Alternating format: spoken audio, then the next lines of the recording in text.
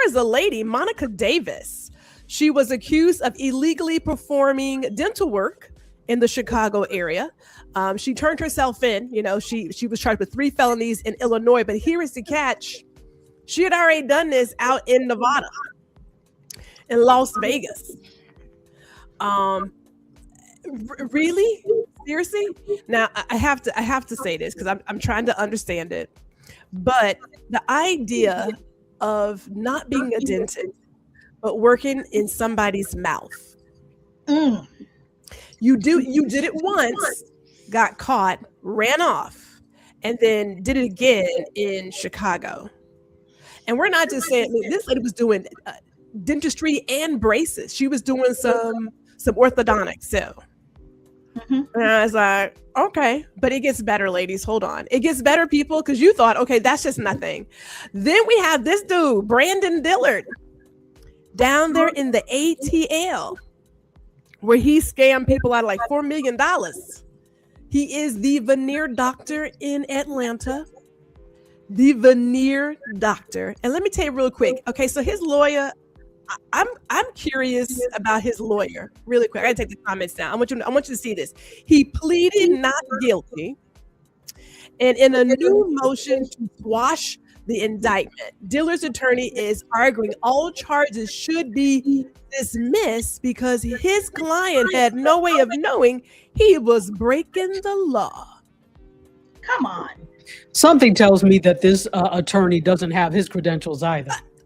How do you go into court and say, I'm sorry, Judge, my client didn't know that he had to be an actual dentist to work in people's mouths? He didn't know he needed that. If I was the judge, I would be insulted. I would be insulted. Like, wait, what? So here is the question. Here's our question that I would like to, I'm gonna start with Dr. Dale first. And this is, why do people lie about their credentials? I wanna start there. So Dr. Dale, when I was writing my ideas down, people do assume that, no, there's no assumption.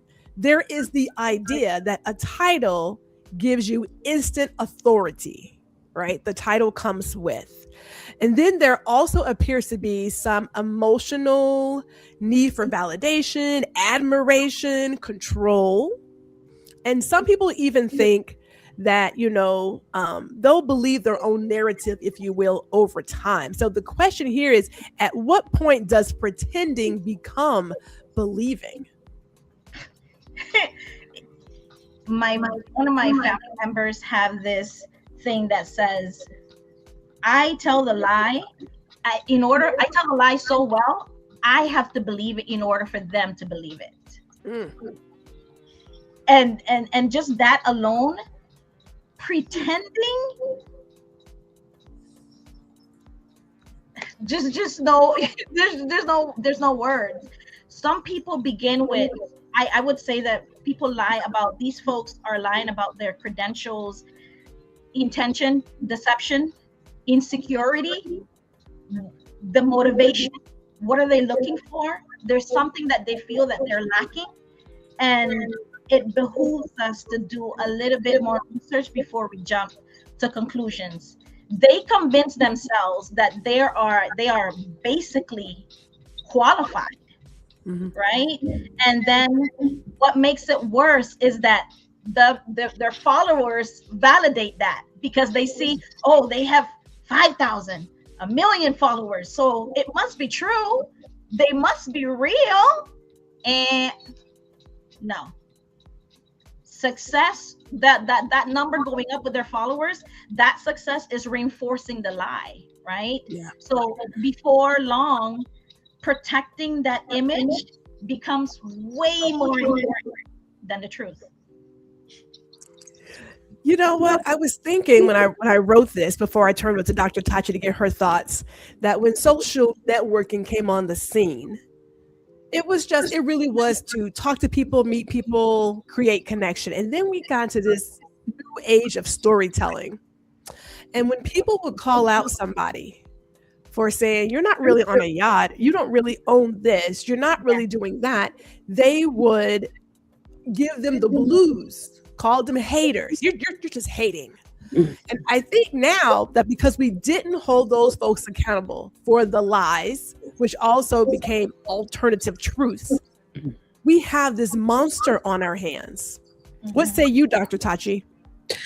100%. I agree with Dr. Dale in terms of, there was something that you said, the last thing that you said, and I'm trying to remember how exactly. Protecting their image became a lot more important than the truth. Like, yes, because I didn't want to misquote you. So that right there, what she said. When I think about it, and I know we're going to get into individual grifters, but when we talk about Cheyenne Bryant, I've seen this narrative with her because of the fact that she doubles down. Not only is she loud and wrong, but she's doubling down on the loud and wrong. And then she then comes to, I don't have to prove to anyone but Jesus. That's all she does now. So now you've included religion in this because people are not quick to question religion. So as long as you can put an aspect of that in there, she thinks she's safe. Little does she know, people are far from the days of not questioning religion anymore. To the contrary, we question it even more now because of things that are going on.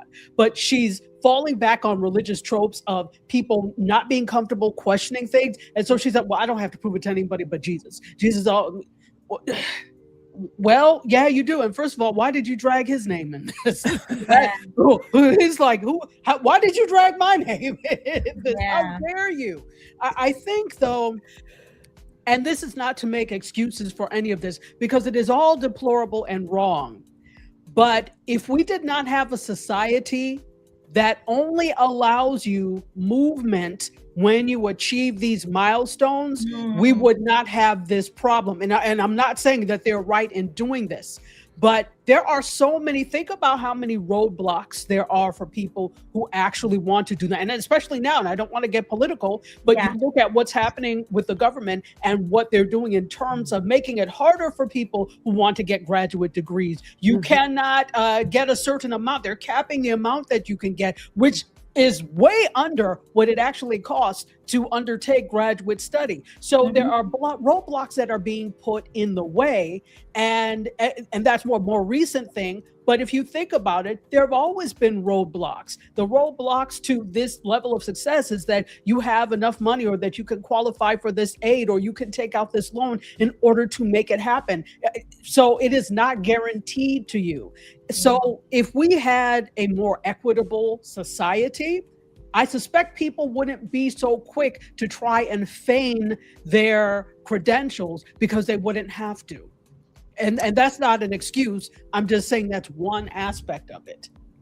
Well, this is perfect. It's almost like you read my notes, although I didn't give them my notes, but it feels like you read my notes.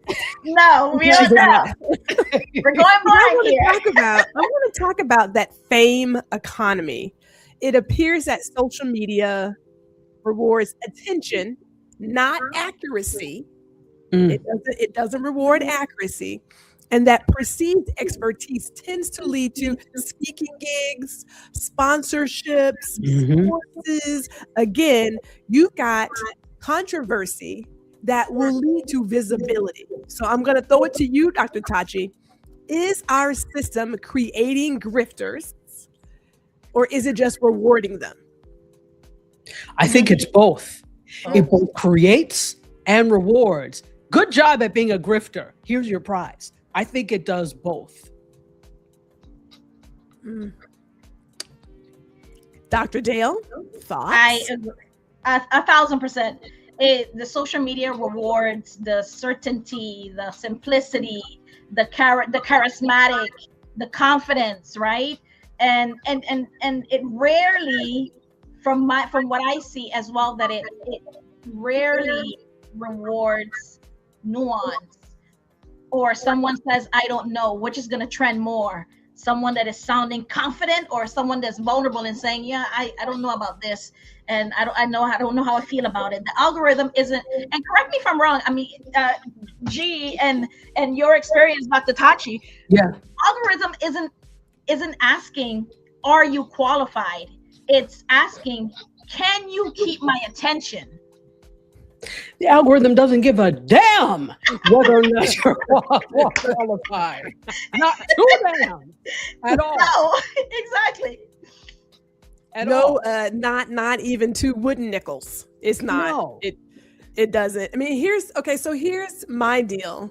And again, I just had a quick workshop last night that talked about focusing on connections versus followers, because real, genuine, authentic connections will get you the business, will get you whatever accolade you're looking for, will get you the community, it will get you whatever it is that you desire.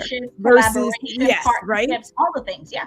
All of it versus the followers. And people were buying followers thinking that, well, if I have 1,000 followers, then I can get this sponsorship. However, there's this other number called engagement.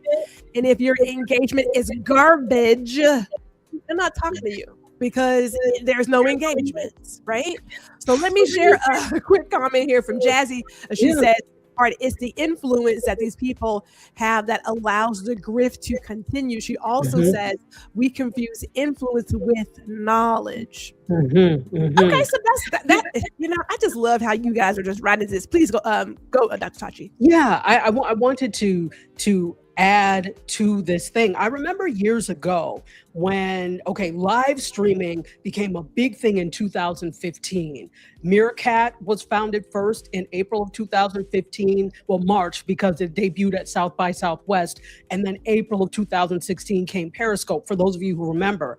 Those are the early mass media, plural, that were dealing with live streaming that made it easy for the public to do, right? And so I remember that there was an overwhelming amount of individuals who were like, I'm the Periscope king, I'm the Periscope queen, I can do this, this is how you do this, this is how you get it, this is how you get all these people. And they were getting so much attention simply because they claimed they knew how to do this. My thing is, though, and at some point we have to take responsibility for that, because you got on the same time I did. How do you know this is the way that you don't know? But the average person is too lazy to do the work to understand. So you're going to believe whoever says they have the key to happiness in this land. The other thing about this is I remember at that same time, what's the weatherman from the Today Show? Al Roker. So yes. So Al Roker was really heavily into live streaming apps at that time, like the early age of it. And there was one, I can't remember the name of it now, but it was a big one, not Periscope and not Meerkat, but it was, a larger one. YouNow, that was it. So he put a lot of resources into YouNow. And he was working with people. And I remember that the person that he was working with did like a kind of like an interview with Mario Armstrong. So, I was asking questions like, so what does it take to be put on his network? Because he had a whole live stream network, Al Roker did. And he said, minimum, you have to have at least minimum 20,000 followers. And that was the way people were thinking. At that point, it wasn't even about engagement. Engagement came later. They were only concerned about the number of eyes you had possibly looking at things. Yes. And that's where we get our numbers matter thing from. And it really does not, it's the engagement, but we were so, in order to even have a piece of the pie, because you had to have a certain amount of followers or a certain amount of community members, they wouldn't even talk to you if you didn't have that. And so we started to aim for that number instead of for quality and being knowledgeable. Yeah. Quantity over quality versus quality over quantity. And influence without integrity, I mean, call it what it is. It's manipulation. You're manipulating people at the end of the day.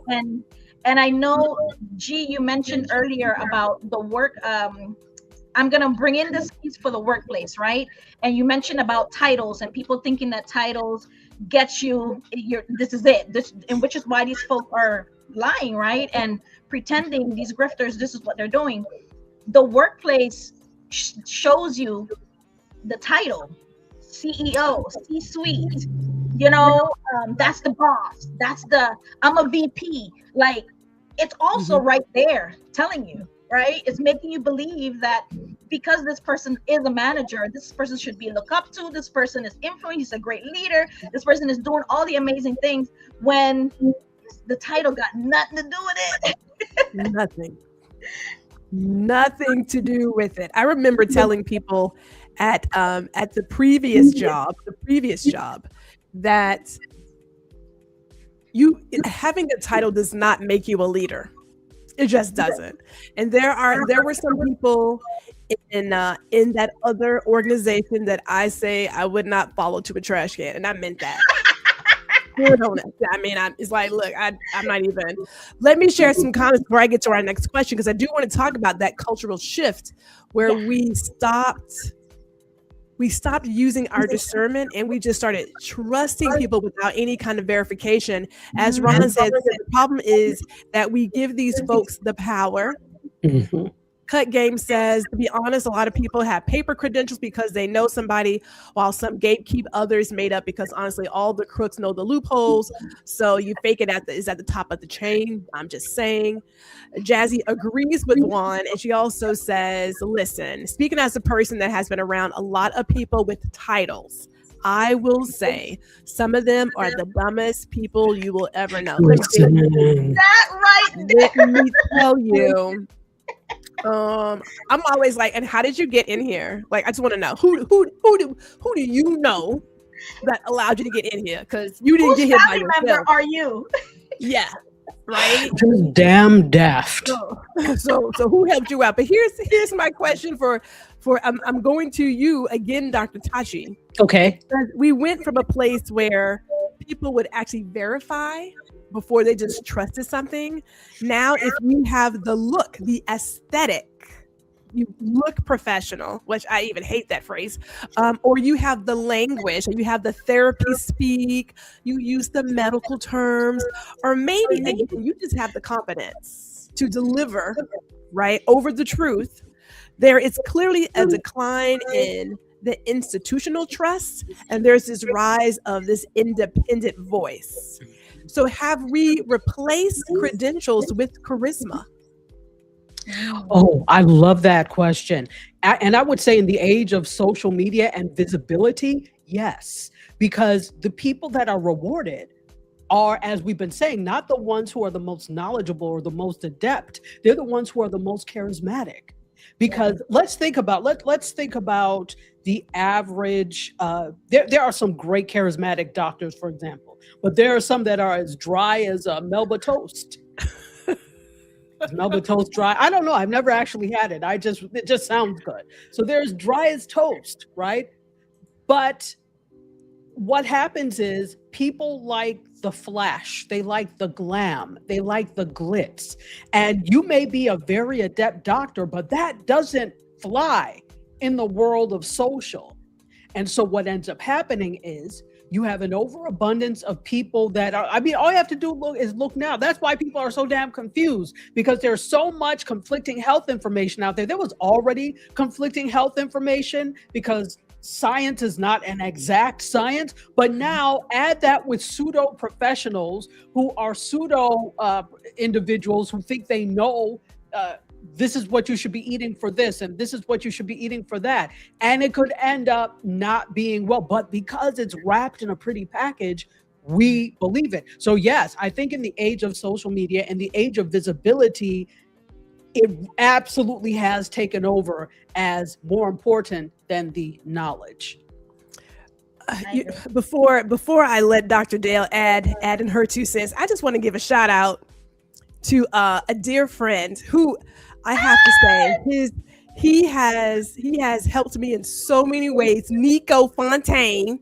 I'm not gonna give his whole government name, but he says, say it again for people in the back. When I tell you his level of leadership and serving others still sticks with me to this day. I love it. It most certainly does. So shout out to you, Nico Fontaine. We would say suck it in and tuck it in, but that's a whole wow. Wow. That sounds like a whole different type of conversation right there. There's something that goes with that. But Lisa says the celebrities with the titles doesn't mean anything. I don't know why people get their panties in a bunch over it. It's the school wanting to get a little bit of cachet from having this celebrity. There you go. Ron also says here, wait a minute, come on now. There you go. Okay, there we go. The proof of Jazzy's statement is the U.S. Vice President and the President of the U.S. Mic drop. Long side, super long side. Long, loud, exasperated sigh. Only for the uninformed does that charisma replace it. Yes. As she says, Camille says buzzword masters. And I mean, they got them down. Yeah. They are reciting those buzzwords like it's like a whole thing here. Before I go to you, Dr. Dale, let me get in Lisa's comment where she says, in Dr. Brian's case, she has to be careful because if she's not really a therapist, can she be sued for impersonation? Ooh, let me flag it. Let me flag that one. Let me flag it. Dr. Dale, what say you about this credentials versus charisma? Absolutely, I agree 100%.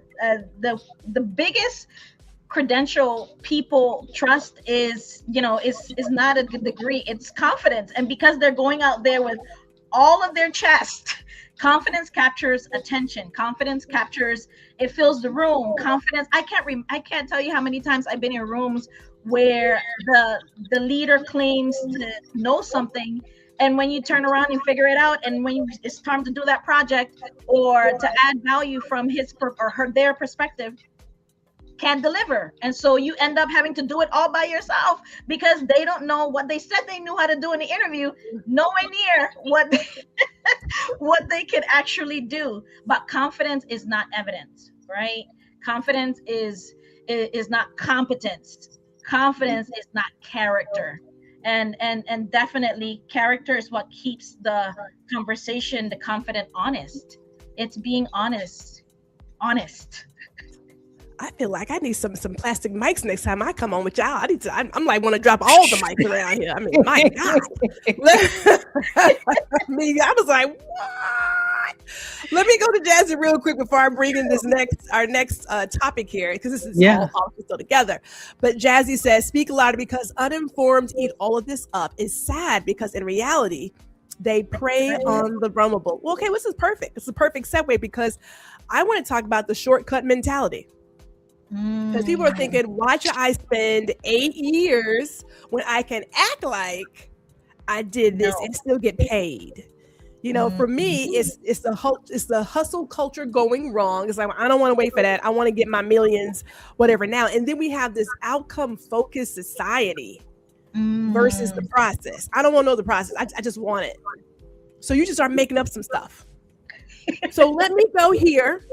Let me go to our next deal because I want to make sure we get in here. We got the social media fame and the false authority.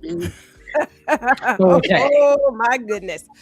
First of all, for those of you, there's a young lady out in Australia. Let me take it down for really quick. Belle Gibson. Last time I heard, she is still on the run. First of all, not only is she still on the run, but she's running another con in another country. For some people, it's a serial thing, right? But Belle Gibson is the one. She's a young lady who claimed that she cured this really incurable cancer, and she was preying on these cancer victims, taking the money, claiming to do this and that, and she had all these people literally defending her when there were people who were like, I am sounding the alarm on this lady. And this is where groupthink for me gets into trouble. People are so quick to get behind somebody. It's like, you don't even know this person. You are seeing a version of this person online. Let me come full screen real quick for myself. Hold up. Yeah. When people talk about knowing people, it's like, I feel like I know you. You know the version of me that you want to romanticize, right? Now, I am G all the time. What you see online is pretty much who I am. I'm liable to cuss somebody out. Sometimes my attitude is stank. Yeah, that's real. My brother will tell you that's real. So when you see me in person, they're like, wow, you're not how I imagine, because you imagine some other version of me. I keeps it real. Okay. So, but we have this thing of romanticizing who we believe somebody is, who we want them to be, and we roll with that. So the people who were literally standing for this woman, not knowing her, I mean, literally giving the folks who called it out hell. Ooh, and what happened? Well, one, she wasn't sick. Two, she took all their money. And now again, she's on the run. And even when they asked her in an interview to come clean, she just couldn't get her mouth to form the words to say, yes, I am a liar. She couldn't do it. As Jazzy says, yes, Gibson's story, it was insane. And I have to think as a person who may be battling cancer, you're looking for some hope, right? Yeah. So when our father was diagnosed with lung cancer, it was stage 3. It was an aggressive stage 3. And like I said, I am very matter of fact with change that is coming. So I was like, yeah, I told the doctor saying, we're going to do chemo, we're going to do this. I'm thinking, doc, he's losing weight entirely too fast. It's just not going to happen, right? So I get how there are people looking for that hope, and they are preying on that hope. They are literally coming for people knowing that they are vulnerable. So before I go on to the comments and to the next ones, do you want to share anything, Dr. Dale, about Belle Gibson? Boy, it's very sad when folks are preying on the vulnerable, and when people are desperate, when they're sick, when they're burnout, when they're grieving, when they're lonely, you name it, and their critical thinking skills often become secondary to hope. And to your point, hope is a powerful thing, right? And unfortunately, these grifters know that, and they walk right into it, right? Definitely walk right into it. I'm looking at Jazzy's comment here as I go back to it. She says that Gibson was providing hope to people who felt hopeless, which is why she was able to gain traction. That is definitely the case. I mean, there's a quote by Tom Bodett that says, they say that a person needs 3 things in life to be happy: someone to love, something to do, your purpose, and something to hope for. And that's the world, that's humanity. And they're gonna latch on. We're gonna latch on to the little bit of hope that we have left, at all cost. Yeah, I agree with that. Well, you know what? I thought that was awful, which it is awful.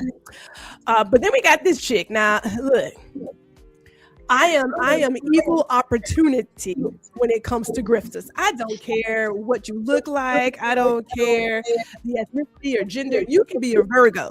We don't call it out, okay? And the same way that Belle Gibson was preying on people's hope to cure their cancer.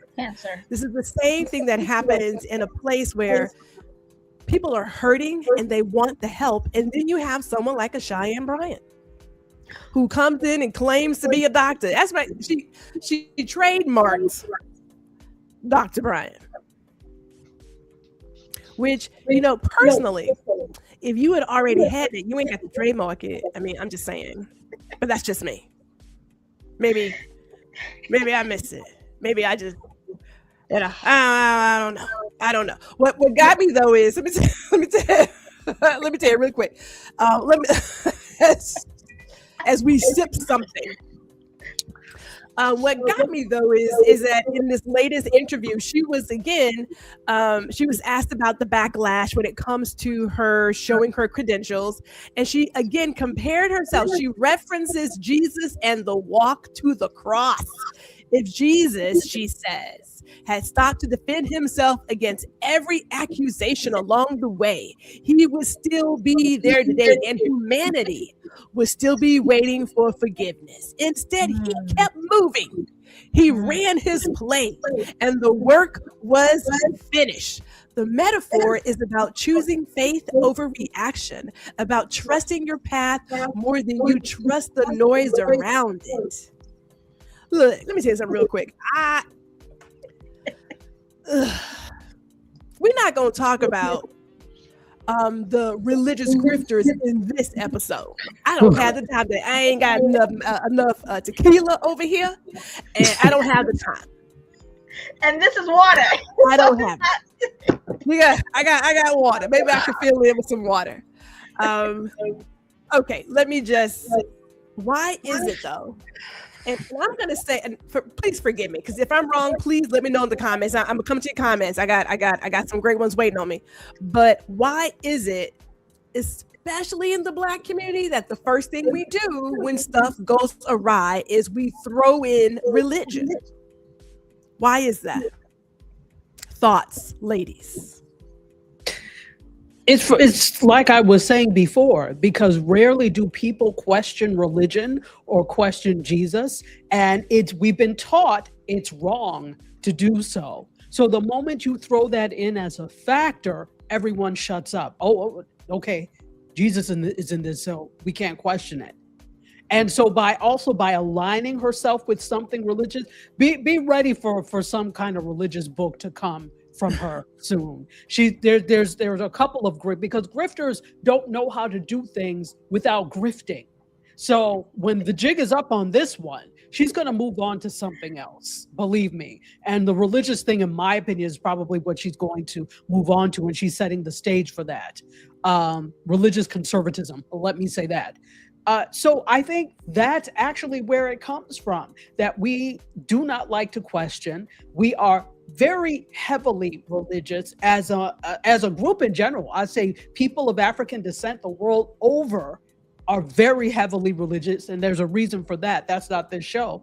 But because of that, we are very leery of calling out anyone that aligns themselves with religion. I think the thing is too, also, that aside from that, she's Black. And there's this thing now that has been for a while that we are reluctant to call out other Black people who do wrong because of the persecution we already receive in society. So because of that, and I think this is the bigger thing, we are reluctant to do that. Now, people are calling her out, definitely.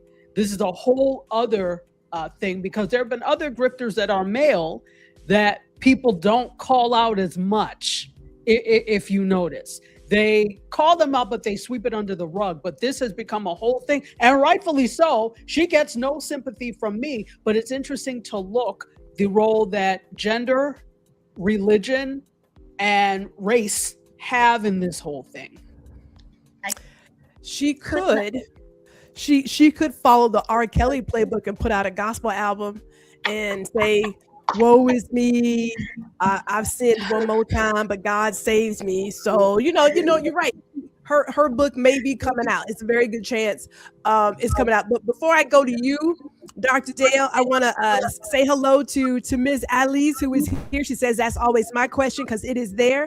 And I do want to bring in this before we continue this conversation. This went too fast. This comment from Lisa, she says, sometimes degrees are not needed. Like a very talented person could design someone's home without an interior design license, but messing around with people's mental states without a degree is crazy. It is evil, in my opinion. It is evil. The same way that people who were out there being a dentist and doing orthodontics and not being a true dentist. Look, a lot of what goes on in the head is connected in your mouth, okay? So it doesn't take much to have like an abscess become a bigger problem that leads to an aneurysm. That is some serious, that's nothing to play with. I'm just like, how do you get out of the bed in the morning and say, hey, well, I'm making my 4 million, and you have veneers that might fall out of your mouth? I don't understand. Nicholas says, this podcast feels free and touches on so many everyday topics. I need a part 2. Bruh, we got 2, 3, 4, 5 coming, because I've already decided we got to figure out how to have a chat about, and you are right, Dr. Tachi, just, I hate to say it, just the Black American grifters, because that appears to be in its own thing. But for me, I look at it as you already have a community that is often exploited and underserved, and then here you come in to do more damage. Mm-hmm. Like, what? Seriously? Yes. As Mary says, the health wellness industry is so rife with grifters, it's diabolical. And now with the AI ads, marketing is getting even worse. Woo! Jazzy says, yes, the trademark was low-key smart on her part. Crazy but smart. You know, here's the deal. If you actually had that degree, you wouldn't have to even worry about having to trademark it. I'm just saying, like, because you exactly have it. I'm exactly. No, go ahead, Dr. Tachi.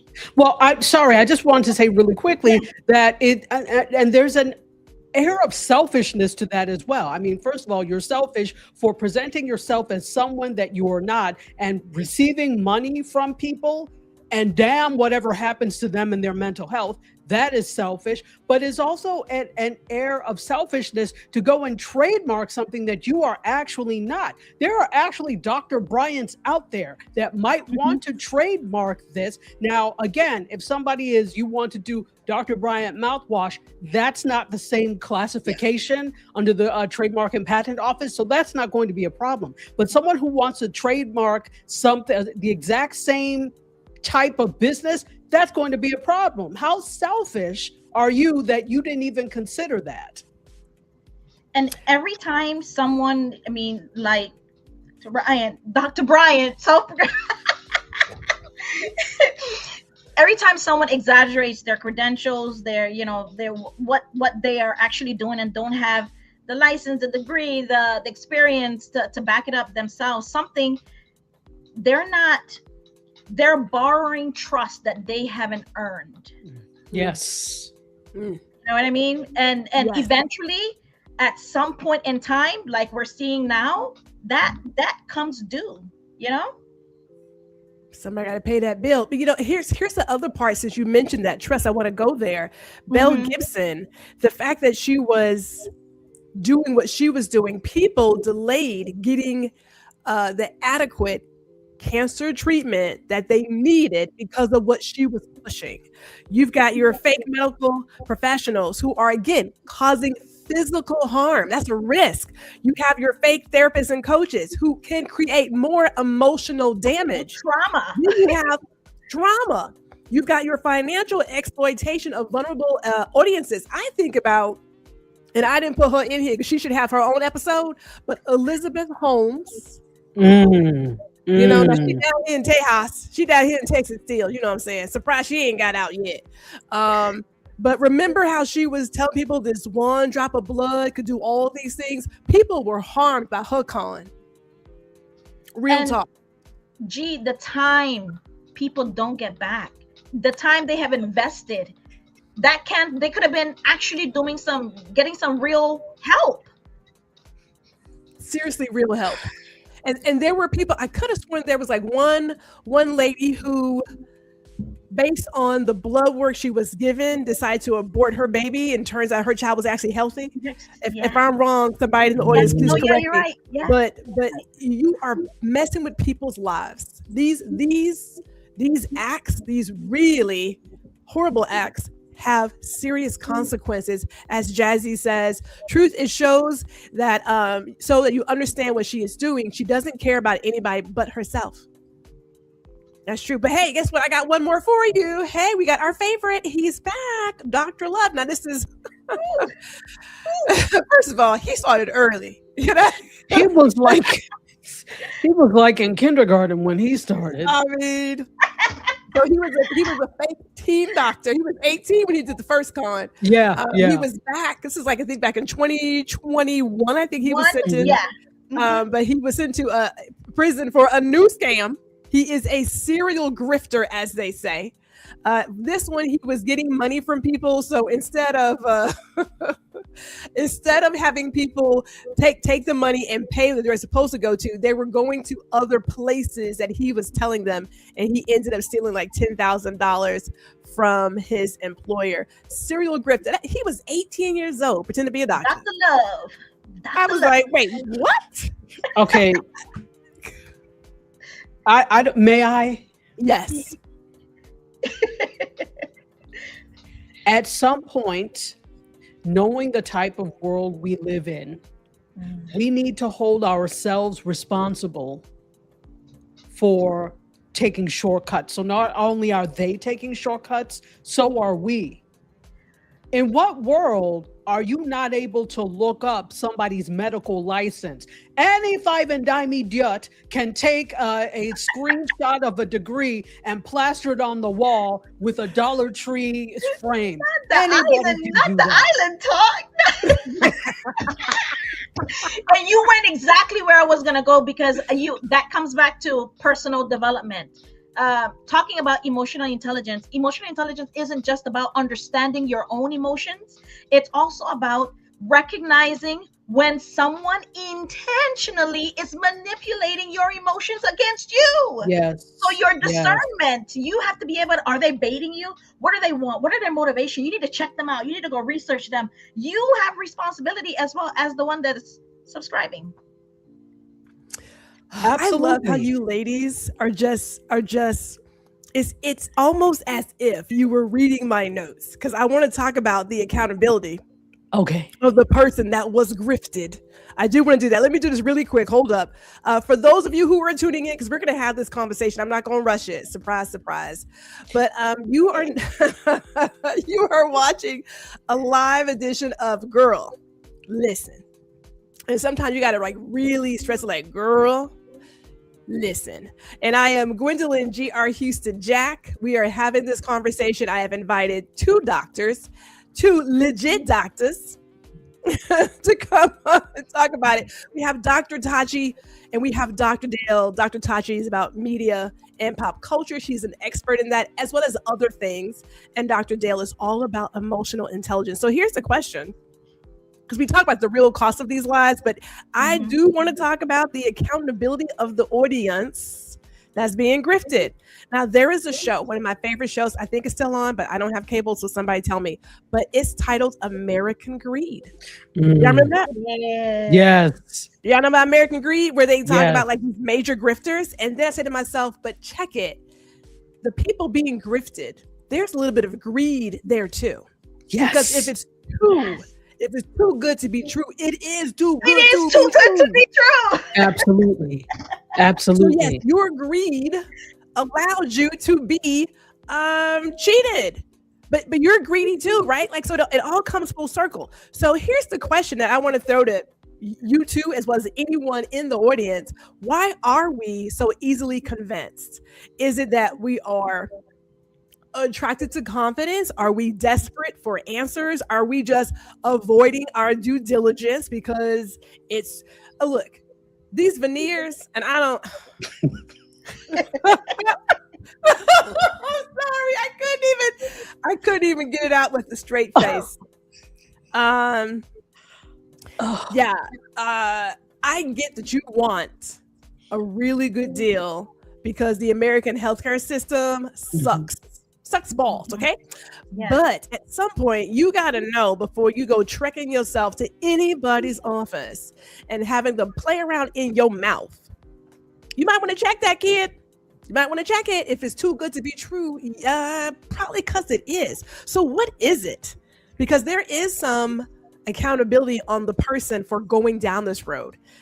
And I say that lightly because, again, I understand. Like I said, our father passed away from lung cancer.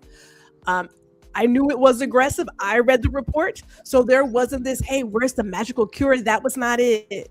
Like, we were not those people. But there are other people who were like, she says she cured it. She's still here. Maybe that can work for me. Go ahead, Dr. Dale. I would say shortcut. It's quicker, it's faster. We are It seems like, it's shiny.